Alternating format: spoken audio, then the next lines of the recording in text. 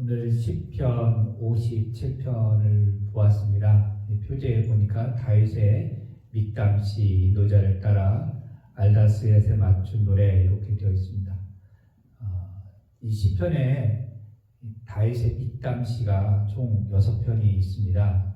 6개가 들어있는데 시편 16편에 하나 있고 그 다음에 56편부터 60편까지가 믹담시로 되어 있습니다.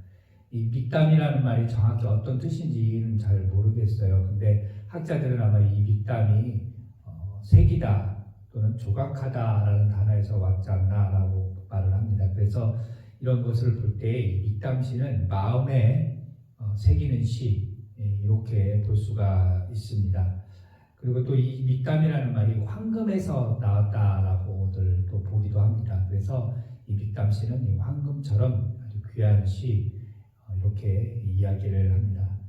저는 바라기는 우리 가운데에도 이 다윗의 믹담시, 즉 마음에 새기고 황금같이 귀한 그런 시편이나 또 하나님의 말씀이 우리 각자에게 하나씩 좀 있었으면 좋겠어요. 그래서 어려울 때 또 힘들 때 여러 가지 상황 속에서 그 말씀 붙들고 믹담시, 다윗의 믹담시 같이 그 귀한 말씀 나에게 주시는 그 믹담시가 있어서 그것을 붙들고 또 그 기도를 하면 하나님께서 은혜를 주시지 않겠나라는 생각을 해봅니다. 그래서 우리 성도들 가운데 다윗의 믹담시와 같은 나만의 믹담시가 좀 한 가지씩 좀 있었으면 좋겠다라는 생각을 해봅니다.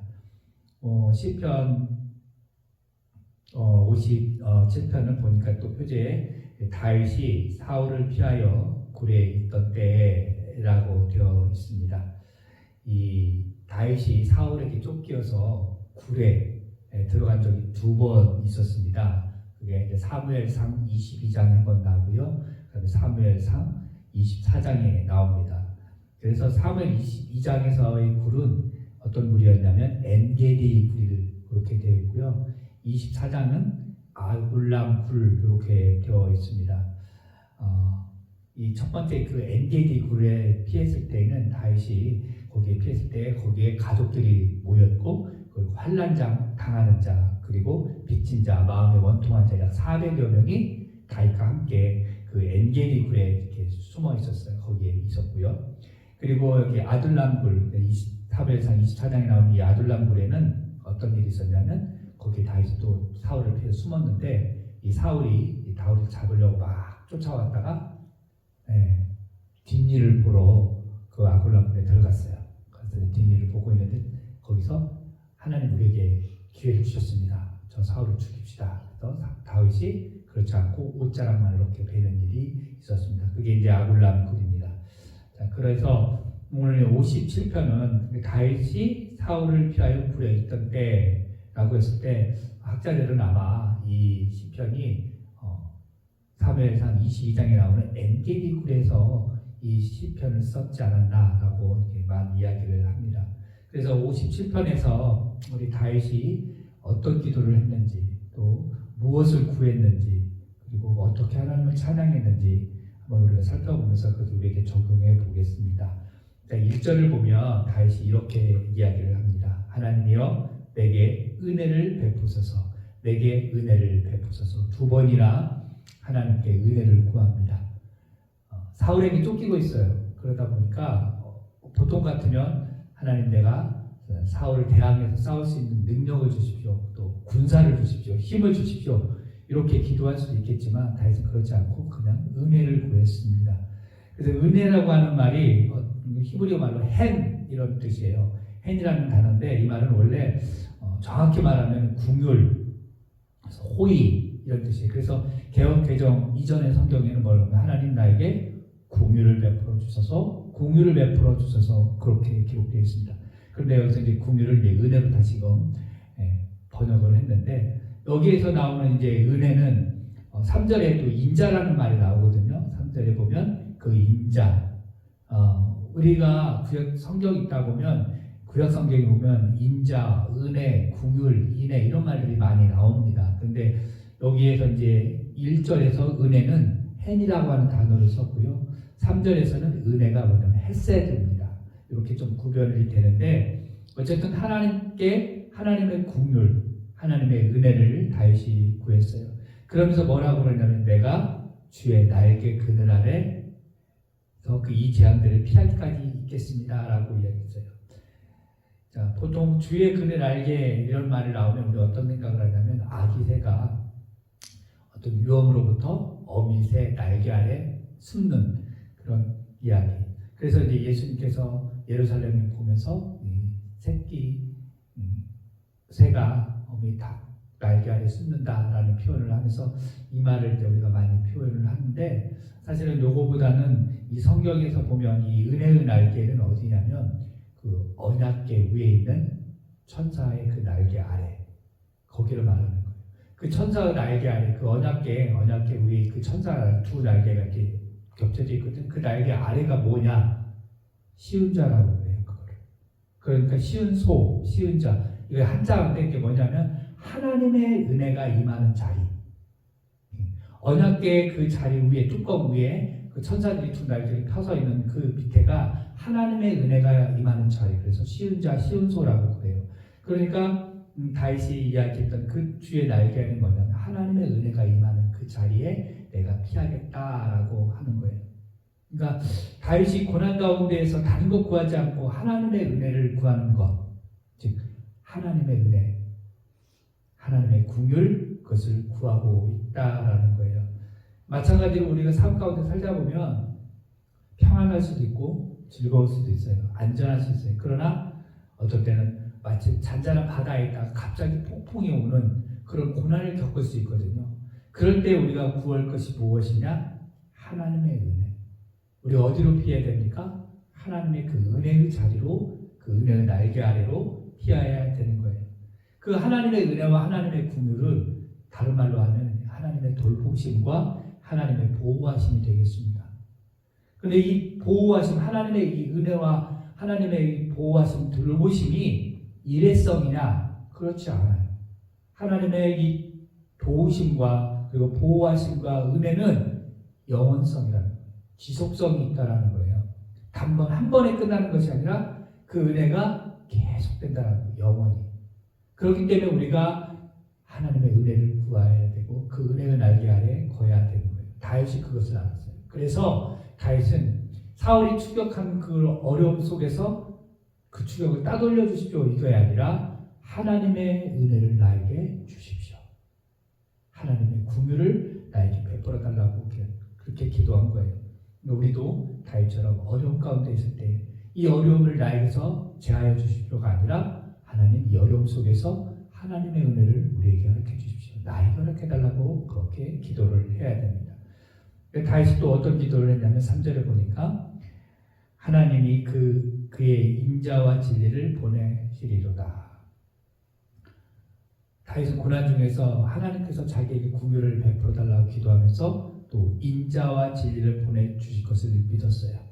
아까도 말했지만 인자는 히브리어로 헤세드입니다. 보통 이거는 하나님께서 사람들에게 사랑을 베푸시고 인애를 베푸실 때 쓰는 단어입니다. 그래서 이 인자, 헤세드를 베풀어 주시고 또 진리, 여기서 진리는 히브리어로 뭐냐면 에메트라는 말을 써요. 에메트. 그 진리. 그래서 이거를 다른 말로 또 신실함으로 번역하기도 합니다. 우리가 신실하신 하나님 이렇게 기도하고 찬양을 하잖아요. 그래서 여기서 말하는 이 인자와 진리, 즉 헤세드와 에메트를 하나님 나에게 주십시오. 하나님의 그 자비하심과 신실함을 나에게 좀 보내주십시오라고 다윗이 기도합니다. 즉 변함없는 하나님의 은혜 그리고 신실함을 지금 다윗이 구하고 있는 거예요. 이 구약에서 하나님의 인자와 진리를 이렇게 구했던 것처럼 신약에서도 하나님의 인자와 진리를 나타내는 게 있어요. 그게 뭔지 아세요? 하나님의 은혜와 하나님의 인자와 진리는 바로 예수 그리스도입니다. 왜냐하면 요한복음 1장 14절 말씀, 요한복음 1장 14절 말씀 이렇게 되어 있어요. 말씀이 육신이 되어 우리 가운데 거하심에 우리가 그의 영광을 보니 아버지의 독생자의 영광이요 은혜와 진리가 충만하더라. 그리고 또 요한복음 1장 17절에도 이렇게 되어 있습니다. 율법은 모세로 말미암아 주어진 것이요 은혜와 진리는 예수 그리스도로 말미암아 온 것이라 말씀하고 있어요. 그러니까 신약에서는 결국에는 은혜와 진리는 예수님으로부터, 즉 은혜와 진리는 그 예수님이라는 거예요. 그러니까 다윗은 사실 예수님을 몰랐기 때문에 그는 단지 하나님의 인자와 진리를 나에게 주십시오. 그러면 신약에 와서는 우리가 하나님의 인자와 진리는 누구냐? 바로 예수님. 예수님 나에게 보내주십시오. 예수님 나와 함께 해주십시오. 예수님의 이름이 뭐예요? 임마누엘이잖아요. 그 임마누엘 대신 예수님이 나와 함께 해달라고 다윗이 그렇게 기도했고 우리가 그렇게 기도하는 거예요. 다윗은 예수님을 몰랐지만 어쨌든 함께 하시는 하나님, 인자와 진리로 함께 하시는 그 하나님을 구했는데 결국엔 그분이 바로 우리에게 있어서는 예수님이다라고 하는 거예요. 예수님이 임마누엘로 우리와 함께 하시니까 인자와 진리, 은혜와 진리로 우리와 함께 하는데 우리가 다른 거 구하지 않고 예수님 구하면 되는 거예요. 그러면 고난 가운데에서도 그 어려움 가운데서 예수님을 통해서 인자와 진리를 통해서 은혜와 진리를 통해서 그것을 이겨낼 수 있다. 오늘 그 말씀을 해주고 있습니다. 그렇게 어려운 상황 속에서 지금 다윗이 지금 어디에 있다고 했어요? 굴 속에 있다고 했어요. 깜깜하고 그런 습한 그런 굴 속에 있었어요. 답답했을 거예요. 그런데 거기서 원망하지 않고 다윗은 어떻게 하느냐? 하나님을 찬양합니다. 5절에 보시면 하나님이여 주는 하늘 위에 높이 들리시며 주의 영광이 온 세계 위에 높아지기를 원하나이다. 11절에도 또 하나님이여 주는 하늘 위에 높이 들리시며 주의 영광이 온 세계 위에 높아지기를 원하나이다. 두 번이나 할 때 똑같이 하나님이 높아지기를 찬양하고 있어요. 7절하고 11절도 결국에는 뭐냐면 하나님을 찬양하는 거예요. 내 마음이 확정되었으니 나는 하나님을 찬송하겠습니다. 내가 새벽을 깨우겠습니다. 만민 중에서 내가 주께 감사하며 나라 중에서 주를 찬송합니다. 주의 인자가 커서 하늘에 비치고 주의 진리가 궁창에 이릅니다. 여기서도 나오잖아요. 주의 인자는 커서 주의 진리는 궁창에 이릅니다. 고난 중에서 이 굴 속에서 답답한 굴 속에서 다윗은 하나님의 은혜를 구하고 인자와 진리를 구하고 있어요. 그러면서 마지막으로 하나님을 찬양하는 거예요. 지금 상황은 여전히 사울에게 쫓기고 있는 상황이에요. 그리고 주변을 둘러보니까 약 400여 명이 자기와 함께하는 거예요. 거기에 보니까 억울한 자, 빚진 자, 정말 답답한 자들, 불황자들이 같이 해요. 가족들이 있어요. 얼마나 답답하겠어요. 이런 상황 속에 내가 어떻게 해야 되는가? 회의하고 이걸 어떻게 타개할 것인가 그런 것이 아니라 하나님을 찬양했어요. 그런 답답함 속에서 고난 가운데서 하나님을 찬양할 수 있는 믿음을 갖고 있었던 게 바로 다윗이었다라는 거예요. 하나님의 은혜로 내 마음이 확정되었습니다. 지금 상황은 어렵지만 하나님 내가 하나님으로 통하여 은혜를 통하여 확정되고 확정되었사오니 나는 하나님의 영광을 찬송하겠습니다. 어둠의 시간이 지나면 반드시 새벽이 오게 되어져요. 다윗은 지금 그렇게 찬송하잖아요. 내가 새벽을 깨우겠다고. 보통 사람은 새벽에 우리를 깨우잖아요. 우리가 자고 있으면 새벽이 이제 됐으니까 내가 일어나는데 다윗은 오히려 반대로 내가 새벽을 깨우겠다는 거예요. 그 어둠의 시간을 내가 뚫고 내가 새벽을 깨우겠다라고 이야기를 합니다. 우리의 상황이 우리의 삶이 이래야 되는 거예요. 어둠의 시간이 계속 되니까 거기서 주저앉아서 울 게 아니라 그 어둠을 뚫고 우리가 새벽을 깨우는 그런 믿음의 사람들이 되어야 된다는 거예요. 그러면서 하나님을 찬송하는데 지금 굴에 있지만 그 굴에서 무엇을 보냐면 온 세상을 보고 있는 거예요. 굴 속에서만 임하는 하나님이 아니라 온 세상에 임하신 그 하나님의 영광을 찬양하는 거예요. 주의 인자는 커서 하늘에 미치고 주의 진리가 궁창에 이른다. 믿음의 눈으로 바라보는 거죠. 사울의 그 위기, 캄캄한 굴, 그리고 자기를 따르는 400여 명의 사람들, 그 사람들을 바라보면 답답하겠지만 믿음의 눈으로 주의 진리를 그리고 주의 인자를 바라보며 하늘을 바라보는 그런 믿음의 눈이 있었다라는 거예요. 지금 우리 가운데 삶의 어둠의 터널을, 고난의 터널을 지금 걷고 있는 분이 있다면 새벽을 깨우는 그 시간이 우리에게 있기를 바랍니다. 그래서 하나님이 함께 하시고 주의 인자와 진리가 함께 하시고 은혜가 함께 하실 때 그 어둠의 터널을 지나서 우리가 새벽을 깨우는 그런 삶의 역사들이, 그래서 우리 가운데에 찬송이 끊이지 않는 그런 삶을 살기를 바라요. 여전히 사실은 돌아보면 현실은 답답하고 괴롭습니다. 여전히 어려움이 있어요. 그러나 믿음의 눈으로 하늘을 바라보고 하늘의 그 놀라운 영광을 선포하며 찬양하는 우리가 될 수 있기를 주님의 이름으로 축원합니다. 기도하겠습니다.